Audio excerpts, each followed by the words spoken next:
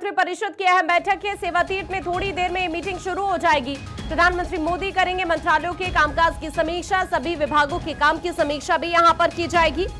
मंत्री परिषद की बैठक के लिए मंत्रियों का पहुंचना यहां पर लगातार जारी है। पश्चिम एशिया संकट के बीच ये जो मीटिंग है वो अपने आप में काफी इंपॉर्टेंट भी मानी जा रही है।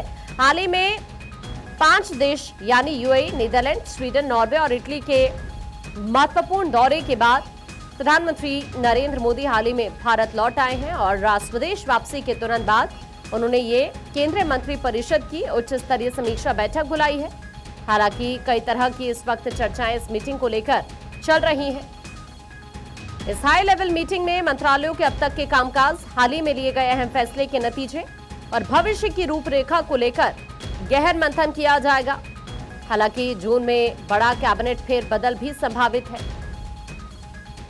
जून 2026 में मोदी सरकार के लगातार तीसरे कार्यकाल के 2 साल पूरे हो रहे हैं और आप माना यह भी जा रहे हैं कि ये कैबिनेट फेरबदल एक मिड टर्म रीसेट होगा और हो सकता है कि इसको लेकर भी यहां पर चर्चा हो।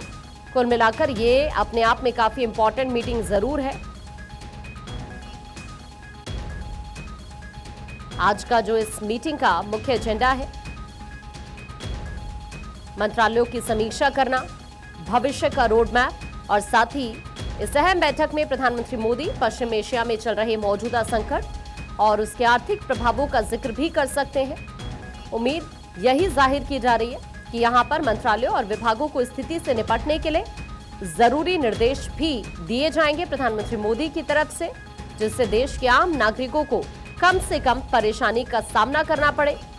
इस दौरान ऊर्जा, कृषि, उर्वरक, विमानन, शिपिंग और लॉजिस्टिक्स जैसे कई अहम सेक्टर्स हैं जिन पर खास फोकस रहने की संभावना है। आपको यह भी जानकारी दे दें कि पश्चिम एशिया में विवाद शुरू होने के तुरंत बाद ही प्रधानमंत्री मोदी ने सभी अधिकारियों को निर्देश उस वक्त दिए थे कि वो नागरिकों और प्रभावित सेक्टर्स की परेशानी को कम करने के लिए हर संभव कदम उठाएं। और आज की इस मीटिंग में पश्चिम एशिया संकट, अर्थव्यवस्था पर नजर, भारत का भविष्य का रोड मैप और मंत्रालयों की समीक्षा, ये कुछ मुख्य एजेंडे हैं जो कि शामिल रहने वाले हैं।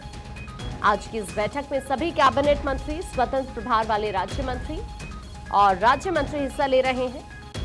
अभी तक के जितने भी प्रमुख फैसले लिए गए हैं उनके जमीनी प्रभाव, सरकारी योजनाओं की सफलता का यहां पर गहन आकलन किया जाएगा प्रधानमंत्री मोदी की तरफ से और साथ ही पीएम की तरफ से अगले 10 सालों के लिए तय किए गए रिफॉर्म एजेंडे पर भी चर्चा होगी ताकि सुशासन और आम नागरिकों तक सुविधाओं की पहुंच सुनिश्चित की जा सके।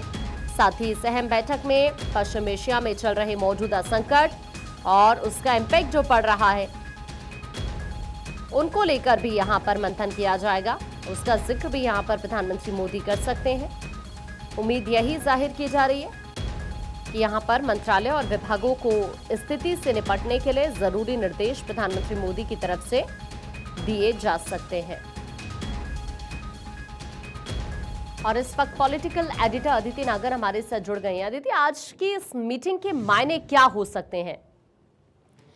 देखिए, बहुत ही इम्पोर्टेंट बैठक, बिंदुवार इसको समझते हैं।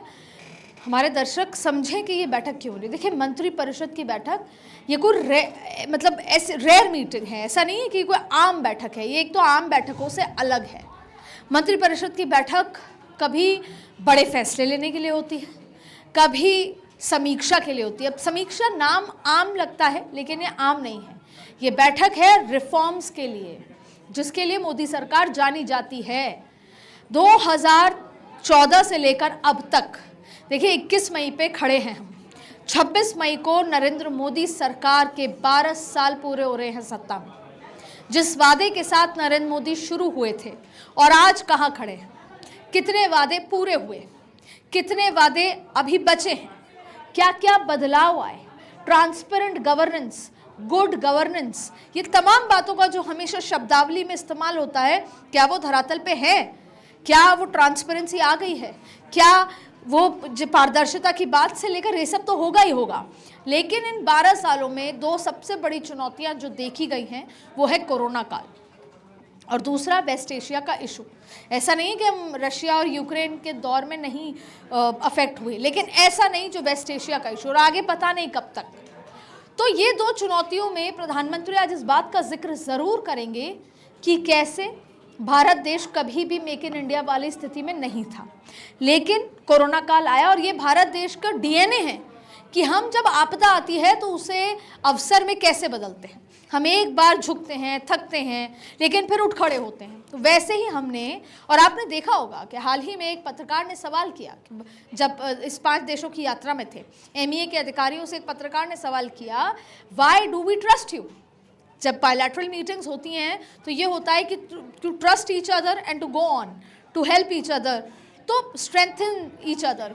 उसमें जब ये पूछा गया why do we trust you, तो यही भारत के एमईए के अधिकारियों की तरफ से कहा गया कि किस तरीके से याद दिलाया गया कोरोना में कि हमने 100 देशों को वैक्सीन दिए थे, and that is one of the reasons you should trust us, the major reasons.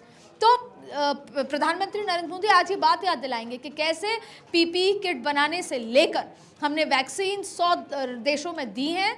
तो हम जब उस आपदा से निपट सकते हैं तो क्यों ना हम अभी वेस्ट एशिया की आपदा से निपटें।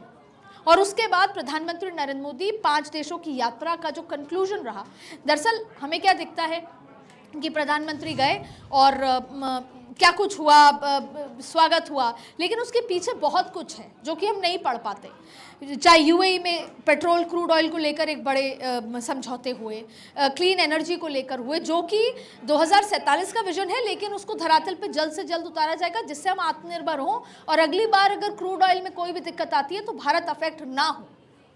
तो इन सारी चीज़ों का भी जिक्र होगा। फिर आएगी असली बात, प्रेजेंटेशंस। कम से कम 8 मंत्रालयों को प्रेजेंटेशन देने के लिए कहा है, किसी को 2 साल की, किसी को पिछले 12 साल की, और जिसमें ये कहा जाएगा कि आपने अब तक क्या रिफॉर्म्स लेकर आए, आगे की क्या प्लानिंग है, वेस्ट एशिया से चुनौती की क्या प्लानिंग है। तो शुरुआत जो फर्स्ट हाफ होगा वो इन सब चीज़ों को लेकर होने वाला है। बहुत बहुत शुक्रिया अदिति आपका हमारे साथ जुड़ने के लिए और इस पूरे आकलन के लिए। तो कुल मिलाकर सभी की निगाहें अब से कुछ देर बाद जो मीटिंग शुरू होने जा रही है इसी पर टिकी हुई है।